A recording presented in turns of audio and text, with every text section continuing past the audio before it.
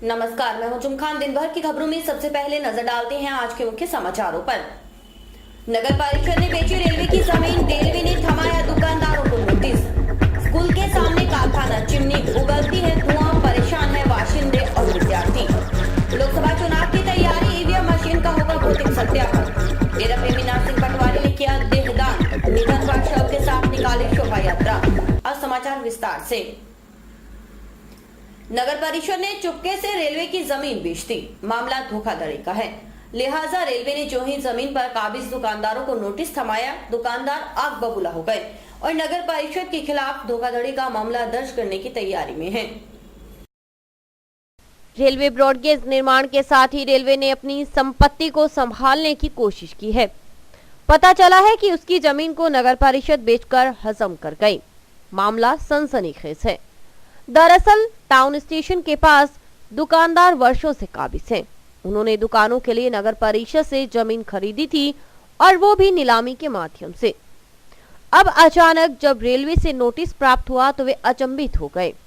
लिहाजा उनका कहना है कि पहली बात तो नगर परिषद ने रेलवे की जमीन क्यों बेची, दूसरी बात जब नीलामी हो रही थी उस वक्त रेलवे ने आपत्ति क्यों नहीं दर्ज करवाई। लोग सवाल करते हैं, क्या उस वक्त रेलवे के अधिकारी सो रहे थे? नगर पालिका ने ऑक्शन में हमें दी थी और हमने इसके पैसे भर के ये दुकानें ली। आज 32 साल से हमारा इन दुकानों पर कब्जा है और इनके पट्टे बने हुए हैं। और आज जो रेलवे लाइन जो नई बन रही है वो कह रहे हैं ये हमारी जगह है। तो ये जब ऑक्शन हुआ था तब क्या रेलवे वाले सो रहे थे? हैं, आज कितने लोगों का रोजगार जो ये छीन रहे हैं और कितने पैसे लगे हुए हैं, इसका हर्जाना कौन देगा? ये गलती किसकी है? ये इनकी नगर कमिश्नर की गलती है जो उसने हमें अलॉट की। और अगर अलॉट की तो आज हम उनके ऊपर ही दावा करेंगे कि वो हमें बेरोजगार क्यों कर रहे हैं। जो दुकानों का मामला है, ये नगर परिषद ने हमारे को पटे और ऑक्शन पे दी थी और इसके हमारे से पैसे भी उन्होंने लिए। और उसके बाद हमारे को आज तक 20 साल हो गए। 20 सालों में आज तक हमारे को कभी इन्होंने ऐसे नहीं कहा भी यदि कोई इसमें कोई गड़बड़ है या नहीं है। और रेलवे लाइन वाले भी ये सोए पड़े थे, इन्होंने भी कोई यहाँ पर आगे हमारे को कुछ बताया नहीं। यदि ऐसी बात थी तो हमारे को इन्होंने ऑक्शन करके और पट्टे देने नहीं चाहिए थे। और आज यदि हमारे से ये धोखा कर रहे हैं तो हम इनके ऊपर धोखाधड़ी का केस करेंगे और इनको हम कोर्ट में ले आकर इनको खड़े करेंगे। यहाँ पर ये हमारे साथ न्याय हो रहा है, सारी जनता के साथ न्याय हो रहा है। ये प्रशासन सोया पड़ा है, इनको सारों को आप सबको इकट्ठा करके हम इनको ले आके वापस कोर्ट में खड़ा करेंगे। उन्होंने जब हमारे को अलाट करी दुकानें तो हम यहाँ पर ही हमने दुकानें बनाई अपनी। तो उसके बाद में हमने जब उन्होंने मतलब यहाँ पर बकायदा बुनियादी करी थी उन्होंने, मतलब यहाँ पर बोली हो रही है तो हम यहाँ पर बोली पे हम आए थे यहाँ पर। तो हमने मतलब यहाँ पर हमने ऑक्शन में सभी ने अपनी अपनी दुकानें मतलब ऑक्शन में ली थी, लेकिन बोली पर ली थी हमारे को हमने मतलब। तो उसके बाद में हमने लीज डीड सब कुछ बनवाई, हमने रजिस्ट्री करवाई और साथ में हमने मतलब जितना भी जो यहाँ पर बड़ी मेहनत से हमने यहाँ पर अपना जो भी है मतलब कार्य किया, धंधा अपना यहाँ पर जमाया अपना। इतने सालों से हम आज 32 साल से हम बैठे हुए हैं यहाँ पर हम। तो हम मतलब क्या करें हम कि इसका हमारे पास तो कोई हल है नहीं। अब नगर पालिका ने हमारे को दुकानें दी हुई हैं तो हम नगर पालिका के हम पास ही हम जा सकते हैं और क्या करेंगे। और रेलवे वाले आकर के कहते हैं कि हमारी जगह है। और नगर पालिका वालों ने 30 साल पहले कहाँ पर थी तो उस टाइम जब हमारे को ये जगह थी तो उस टाइम तो हम तो यहाँ पर हमारे को तो पता नहीं था ये वाली नगर पालिका की है कि रेलवे की। हमारे को तो ऑक्शन दिए, निशान लगाए, तो उसके बाद में हमने यहाँ पर अपनी अपनी मतलब दुकानें बनाई। लोगों का कहना है कि अब वे दुकान तो खाली नहीं करेंगे, भले कुछ भी क्यों न करना पड़े। वे नगर परिषद सहित रेलवे के अधिकारियों को निशाने पर लेने से नहीं चूकते। दुकानें हमें नगर पालिका ने दी थी, नीलामी में दी थी, पैसे हमने जमा करवाए थे, हमारे पास पट्टा है। रेलवे ने आज 32 साल बाद में हमें नोटिस दिया है कि हमारी ज़मीन है। 32 साल तक वो सोए रहे और उन्होंने कुछ किया नहीं। नगर पालिका ने वो ज़मीन बेच दी। हम खाली नहीं करेंगे, कुछ भी हो जाए, रेलवे कुछ ही करे। दूसरी तरफ नगर परिषद के सहायक अभियंता सुभाष बंसल ने स्काई चैनल के सामने स्वीकार किया कि नगर परिषद और रेलवे के बीच सीमा को लेकर विवाद है, जिससे लोगों को परेशानी हो रही है। साथ ही उन्होंने उम्मीद जताई कि जल्दी ही रेलवे और नगर परिषद के बीच समझौता हो जाएगा और विवाद खत्म हो जाएगा। रेलवे विभाग इस भूमि को अपनी बता रहा है, जबकि नगरपालिका द्वारा इन दुकानदारों को पहले से नीलामी की जाकर पट्टे जारी किए हुए हैं और सीमा संबंधी विवाद है वो मिल बैठ के तय कर लिया जाएगा। उसमें रेलवे द्वारा उस भूमि को अपनी बताई जा रही है, जबकि नगरपालिका द्वारा पूर्व में इन दुकानों को नीलाम किया जा चुका है। नियम बनते तो हैं लेकिन टूटने के लिए। हनुमानगढ़ टाउन में आदर्श विद्या मंदिर माध्यमिक विद्यालय के सामने संचालित फैक्ट्री को देखकर यही भाव मन में उमड़ता है। दरअसल यह आवासीय क्षेत्र है जहां चारों तरफ मकान हैं और बीच में है लोहा गलाने वाली यह फैक्ट्री। जाहिर है इससे लोग परेशान हो रहे हैं। यह है हनुमानगढ़ टाउन का सरपालर जोहर क्षेत्र। आरएसएस द्वारा संचालित आदर्श विद्या मंदिर माध्यमिक विद्यालय के साथ यहाँ है शहर के कई राजनीतिक हस्तियों के आवास, लेकिन सबके सामने हो रहा है नियमों का उल्लंघन। आवासीय क्षेत्र में खुलेआम चल रही है लोहा लगाने वाली फैक्ट्री। फैक्ट्री की छोटी सी चिमनी रोजाना धुआं उगलती है। इससे आसपास के लोग सांस की बीमारी की चपेट में आ रहे हैं। आदर्श विद्या मंदिर के बच्चे भी इससे कम व्यथित नहीं। उन्होंने कई बार शिकायत भी की, लेकिन कोई सुनवाई नहीं हुई। स्कूल आते ही चक्कर आना, जी घबराना और सांस लेने में कठिनाई जैसी परेशानियों से वाबस्ता होना अध्यापकों और विद्यार्थियों की आदत सी हो गई है। छात्र राहुल हो या राजन, एक सी पीड़ा जाहिर करते हैं। बच्चों पर दुष्प्रभाव पड़ता है। फैक्ट्री में ना चिमनी है, ये नियमों के विरुद्ध है। फैक्ट्रियां तो शहर से बाहर होनी चाहिए, लेकिन यहाँ पे हमारे विद्यालय के आसपास शिलापीठ भी पड़ती है, गुरुद्वारा भी है, जिसके कारण आने जाने वालों को भी परेशानी होती है। कई बार तो बच्चों को उल्टियां आदि आने लगती है तथा चक्कर आने लगते हैं। हमारा यहाँ पे बाहर बैठना संभव नहीं है। क्लासों में भी हम उनकी गंद फैलती रहती है, जिससे यहाँ पे आने जाने वालों को भी परेशानी होती है और ये कई वर्षों से ये सिलसिला जारी है। इस फैक्ट्री से हमें जी बहुत नुकसान हो रहा है। जब हम क्लास में बैठते हैं तो हवा के परिवर्तन के कारण ये दुर्गंध है जो हमारे स्कूल में आ जाती है और क्लासों में फैल जाती है, जिससे हमें पढ़ाई करने में बहुत तकलीफ होती है। हमारा मन घबराने लग जाता है और ये जो गंध है ये हमारे सांस के द्वारा हमारे अंदर चली जाती है, जिससे हमें उल्टी, खांसी और ये अनेक बीमारियां हो जाती है, जिससे बच्चे बहुत बीमार होते हैं। जब हम इस मुद्दे पे प्रिंसिपल के पास जाते हैं तो प्रिंसिपल साहब इनसे बात करने के लिए बहुत बार गए तो इनकी कोई सुनवाई नहीं हुई। हम यही चाहते हैं कि इनमें सुधार किया जाए या इन्हें स्कूल से या सार्वजनिक स्थलों से दूर किया जाए। आदर्श विद्या मंदिर माध्यमिक विद्यालय के प्रधानाचार्य गंगाधर भी इससे खासा परेशान नजर आए। उन्होंने कहा कि कई बार फैक्ट्री संचालक से गुहार लगाई, लेकिन अब तक कोई फायदा नहीं हुआ। ये विद्यालय के पास में एकदम लोहा गालने की जो फैक्ट्री है, वैसे तो ये फैक्ट्रीज जितनी भी है वो शहर से बाहर होनी चाहिए और सामूहिक जो सामुदायिक केंद्र है, विद्यालय, अस्पताल, सार्वजनिक स्थान जितने भी है वहाँ तो ये फैक्ट्रियाँ कतई नहीं होनी चाहिए। हमने कई बार नोटिस भी दिया है और फैक्ट्री मालिक से भी मिले हैं, तो इनके नियमानुसार ये फैक्ट्रीज बाहर होनी चाहिए और इनकी जो चिमनीज है वो चिमनियाँ कम से कम 20 फुट से अधिक ऊंची होनी चाहिए, जो कि अभी हम देख रहे हैं यहाँ चिमनी है ही नहीं। सीधा ये प्रदूषण फैला रही है और धुआं विद्यालय में आ रहा है, जिसके कारण से बच्चों को बहुत तकलीफ हो रही है। दिन भर में ये धुआं पूरे कमरों में घुस जाता है और जिस कारण से बच्चों को उल्टियाँ होना, जी घबराना, कई बच्चों को तो चक्कर भी आ जाते हैं। खास बात है कि इन समस्याओं से फैक्ट्री संचालक जर्नैल सिंह भी खासा परेशान नजर आए। उन्होंने बड़ी विनम्रता से स्वीकार किया कि समस्या है, इससे इनकार नहीं, लेकिन जब फैक्ट्री शुरू की थी तब ना तो स्कूल था और न ही आसपास कोई मकान, इसलिए फैक्ट्री चलाने में कोई दिक्कत नहीं थी। आज सब कुछ बदल गया है। 10 वर्षों से खूब सारे मकान बन गए, स्कूल का स्वरूप भी बदल गया, खुद का परिवार भी यहीं रहता है, इसलिए धुएं आदि से होने वाली परेशानी को महसूस करते हैं। यही वजह है कि बाहर जमीन ली है और 2-4 माह में वहां पर निर्माण शुरू हो जाएगा और इस साल के अंत से फैक्ट्री वहां शिफ्ट हो जाएगी। इसमें बनता है कि थ्रेशर व्हील, लोहे के एग्रीकल्चर पार्ट्स बनते हैं। ये फैक्ट्री हमारी आज से 30 साल पुरानी है, जब यहाँ पे बिल्कुल भी कोई ना मकान था ना कोई घर था, तब से चली आ रही है।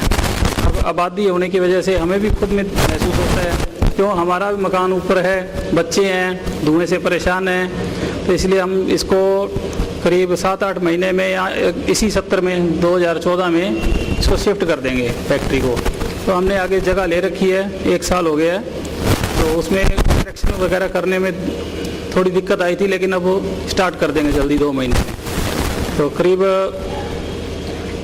इससे निजात मिलेगी लोगों को। लोकसभा चुनाव की आहट सुनाई देने लगी है। प्रशासनिक स्तर पर भी तैयारी शुरू हो चुकी है।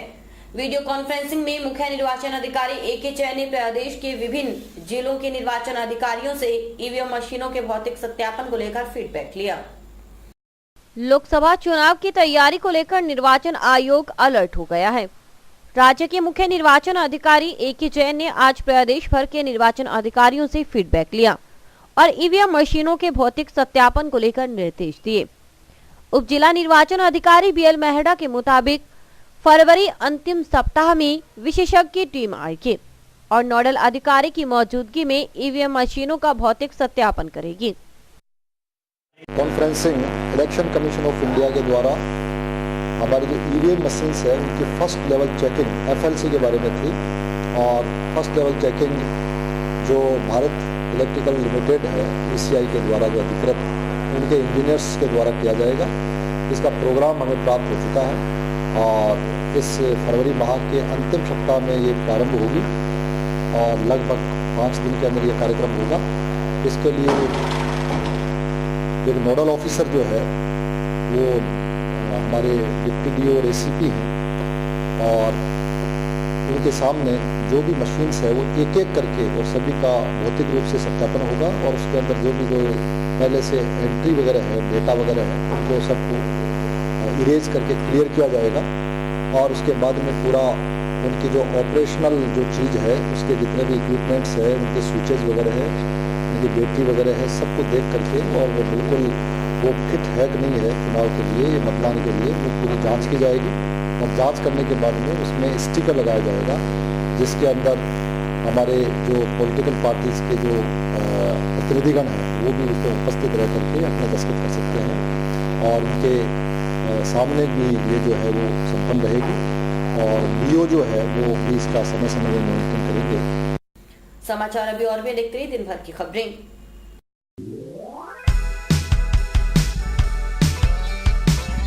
मीत कलेक्शन, एक complete gents wear showroom.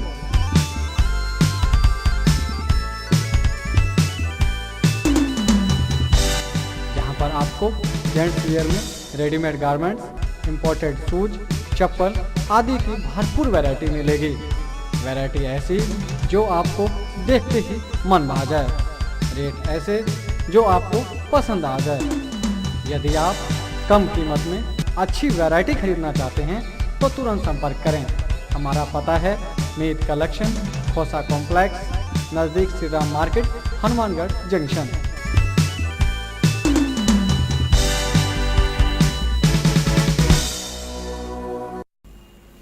Hanumangarh के देहदानियों की सूची में एक और नाम शामिल हो गया। डेरा सच्चा सौदा से जुड़े पटवारी के नाम से लोकप्रिय नरसिंह का निधन हो गया। उनके परिजनों ने उनकी इच्छा के मुताबिक उनके पार्थिव शरीर को जोधपुर एम्स को भेजने का निर्णय किया। इस उपलक्ष्य में उनके पार्थिव शरीर की शोभा यात्रा निकाली गई। देहदान, शायद इस दान का महत्व कम नहीं, गिने चुने लोग ही देहदान करने की हिम्मत जुटा पाते हैं। हनुमानगढ़ में कुछ अरसे के दौरान देहदानियों की संख्या बढ़ने लगी है। हनुमानगढ़ जंक्शन में पटवारी के नाम से लोकप्रिय नरसिंह दास ने अंतिम सांस ली और परलोक सिधार गए। उनके पुत्र राजेंद्र इंसा ने उनकी इच्छा के अनुरूप मृत शरीर को जोधपुर एम्स में भिजवाने की व्यवस्था की। इस मौके पर काफी संख्या में डेरा प्रेमी मौजूद थे। नगर परिषद में नेता प्रतिपक्ष मदन बागला के ससुर और पूर्व पार्षद संतोष बागला के पिता नरसिंह दास काफी अरसे से डेरा सच्चा सौदा के साथ जुड़े थे।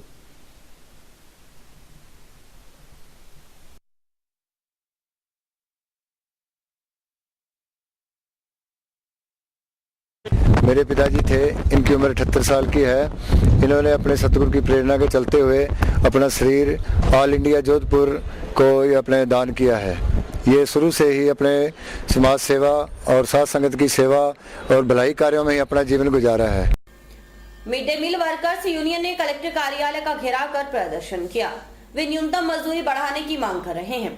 उन्होंने कलेक्टर को पंचायती राज मंत्री गुलाबचंद कटारिया के नाम ज्ञापन भी सौंपा।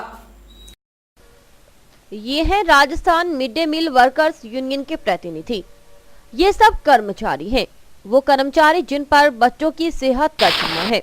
जी हाँ, सेहत संभालने का जिम्मा। केंद्र सरकार महत्वपूर्ण योजना संचालित कर रही है, जिसे मिड डे मील योजना कहते हैं। दरअसल क्रियान्वती में महत्वपूर्ण भूमिका निभाते हैं ये कर्मचारी। खाना पकाना और फिर बच्चों को परोसना इनका दायित्व है, लेकिन इन्हें बदले में प्रतिदिन के हिसाब से मिलते हैं महज 33 रुपए।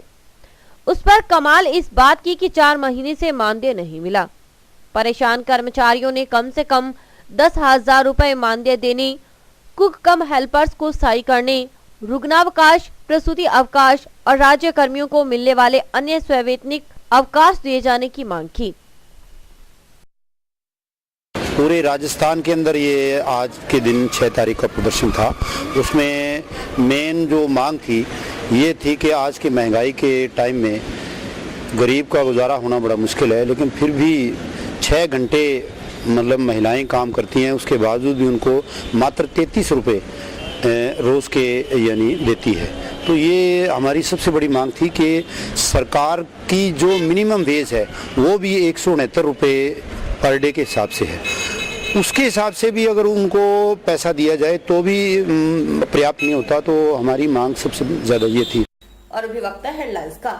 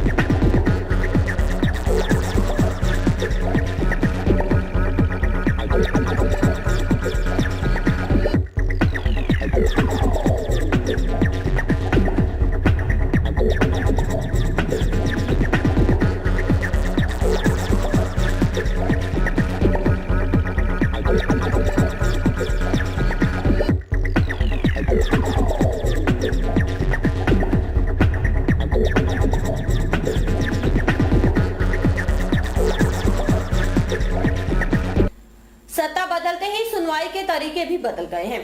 खासकर ग्रामीणों की जन सुनवाई को लेकर सरकार गंभीर नजर आ रही है। राज्य सरकार के निर्देश पर राजीव गांधी जन सुनवाई केंद्र में ग्रामीणों की सुनवाई की गई। इसमें एसडीएम स्तर के अधिकारी शामिल हुए। ग्रामीणों की समस्याओं के निराकरण को लेकर राज्य सरकार गंभीर नजर आ रही है। मुख्यमंत्री वसुंधरा राजे चाहती हैं कि गांव में छोटी मोटी शिकायतों और समस्याओं को लेकर लोगों को शहर की ओर रुख नहीं करना पड़े। इसलिए ग्राम सेवक स्तर से लेकर बीडीओ, एसडीएम, कलेक्टर और खुद मुख्यमंत्री तक भी सुनवाई में शामिल होंगे। हनुमानगढ़ में राजीव गांधी जन सुनवाई केंद्र में एसडीएम करतार सिंह पूनिया ने जन सुनवाई की। इस दौरान tehsildar Surendra Jakhar, deputy CMHO doctor Jyoti Dhingra आदि मौजूद थे। संपर्क समाधान प्रथम जन सुनवाई पंचायत समिति राजीव निर्माण सेवा केंद्र में है।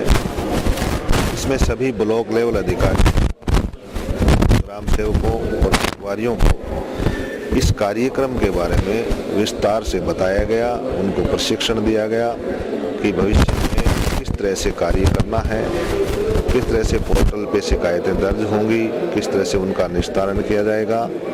आज जो भी पेंडेंसी थी उसका विस्तार से विचार विमर्श किया गया और आवश्यक प्रकृति के जो प्रकरण आज आए हैं उनको दर्ज किया गया है। और इसी प्रकार जिला स्तर पे प्रत्येक माह के दूसरे गुरुवार को जिला मोदी की अध्यक्षता में जन सुविधा केंद्र पे जन सुनवाई की जाएगी। उसमें जो भी पेंडिंग जो परिवाद हैं उनका निस्तारण किया जाएगा और जो जिला स्तर पे जो पेंडिंग रह जाएगा उनकी राज्य स्तर पे मुख्यमंत्री महोदय द्वारा जन सुनवाई की जानी है। ये मुख्यमंत्री महोदय के विशेष निर्देशानुसार जन सुनवाई का कार्यक्रम प्रारंभ हुआ है। कभी राम मंदिर के नाम पर तो अब लौह पुरुष सरदार वल्लभ भाई पटेल की विशाल प्रतिमा बनाने के नाम पर भाजपा चंदा मांगने का अभियान चलाती ही रहती है। इस बार गुजरात में पटेल की मूर्ति लगाने के लिए देश भर से लोहे, मिट्टी और नोट एकत्र किए जा रहे हैं। भावनाओं को भुनाना कोई भाजपा से सीखे। कभी मंदिर निर्माण के लिए, शिला पूजन के लिए ईंट और नोट एकत्रित करने वाली भाजपा इस बार गुजरात में लौह पुरुष सरदार वल्लभ भाई पटेल की विशाल प्रतिमा बनाने के लिए देश भर से लोहे, मिट्टी और नोट इकट्ठा करने में जुटी है। राम मंदिर का निर्माण तो अधर में है, लेकिन लगता है इसी बहाने भाजपा का पटेल के नाम पर सियासी ताकत जुटाना कारगर हो सकता है। हनुमानगढ़ जिले में भी संयोजक मार्गदर्शन देकर रवाना हो चुके हैं और अब देहात संयोजक भागीरथ सुथार इस कार्य में जुटे हैं। सुथार के नेतृत्व में कार्यकर्ताओं ने गांव कोहला, झांबर, मुंडा, मटोरिया वाली ढानी और नौरंगदेसर आदि में लोहे, मिट्टी के साथ नोट भी एकत्रित किए। सुथार के मुताबिक गुजरात में 182 फीट ऊंची प्रतिमा बनाने की तैयारी चल रही है। इसमें जिले से भरपूर सहयोग मिल रहा है। कार्यक्रम चल रहा है, ये गुजरात के अंदर वल्लभ भाई पटेल लौह पुरुष उनका स्टैचू बनना है। दुनिया के सबसे ऊंचा 182 मीटर ऊंचाई और इसमें क्या जैसे हर गांव, हर पंचायत की मिट्टी वो वहाँ म्यूजियम बनेगा, उसके अंदर रखी जाएगी। एक ये जो स्वराज पटेल इसके अंदर जितने भी हस्ताक्षर है होंगे वो उसमें म्यूजियम में रखे जाएंगे। और एक लोहा खेती के काम आने वाला, क्योंकि वल्लभ भाई पटेल लौह पुरुष थे। और इसी के साथ समाचार समाप्त हुए। रोजाना देखते रहिए समाचार। नमस्कार।